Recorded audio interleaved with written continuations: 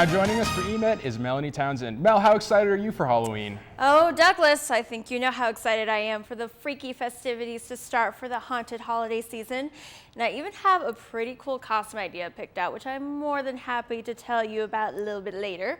For now, let's talk about some spooky family fun that folks in Colorado should definitely look into this weekend. Tonight is the perfect night for some terror and fright.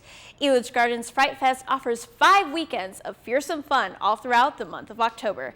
Kids can enjoy things like the trick-or-treat trail, while adults can witness the Parade of Freaks sideshow or get a chilling experience from a live seance.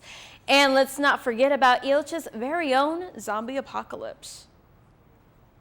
Rain or shine, it's pumpkin time at the Rocky Mountain Pumpkin Patch Festival in Longmont. Come out and pick a pumpkin, pet animals at the petting zoo, or venture through a cornstalk tunnel to immerse yourself into the spirit of fall.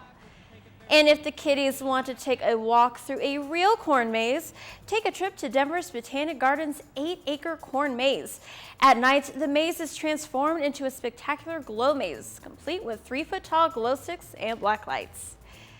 Carving pumpkins, walking through haunted corn mazes, fall festivities just doesn't stop getting better in Colorado. And this weekend is starting to look drop-dead fantastic for zombie lovers.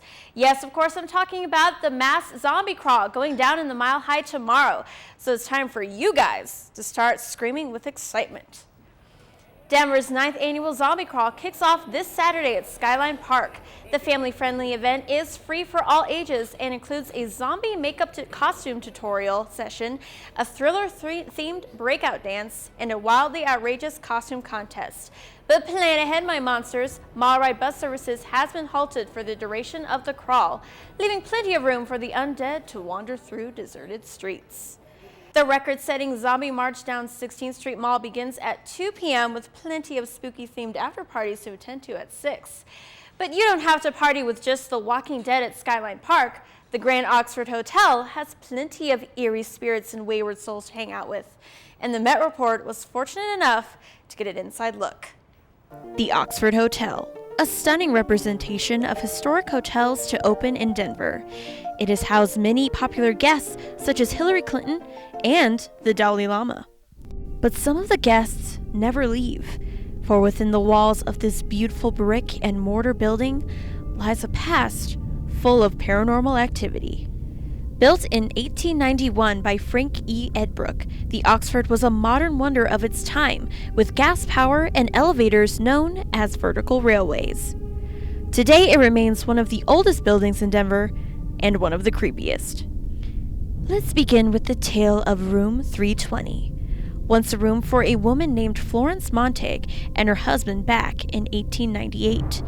320 is the site of a brutal murder and suicide when dear Florence shot her sleeping husband before turning the gun on herself. The ghost of Florence is said to make herself known to all single men who stay in the room by pulling on arms and violently flinging off bedsheets.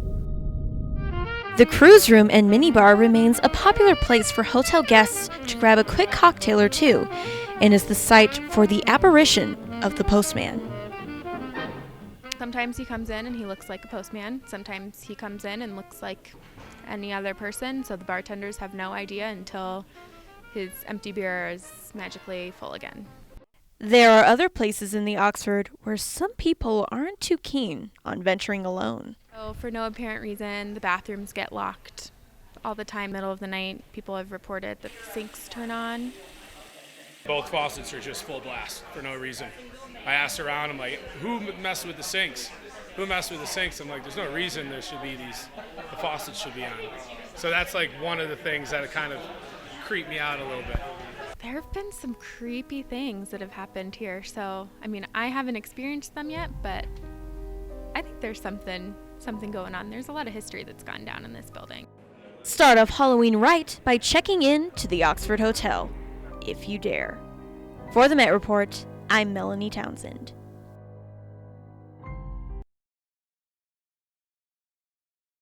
The Oxford truly is an exquisite place, so make sure you stop on by and visit sometime. Who knows?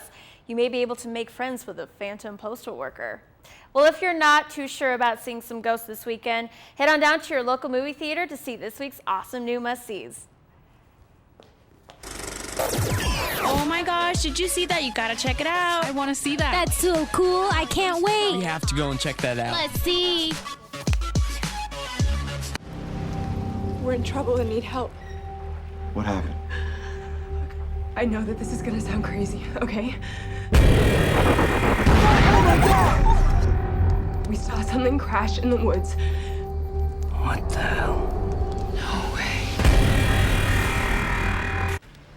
Staying in a creepy cabin in the woods was this group's first mistake. Being chased and abducted by menacing aliens? Well, that just makes for a great new horror film. Extraterrestrial gets the hearts of the jumpy and squeamish pumping when visitors not from this planet roll into town.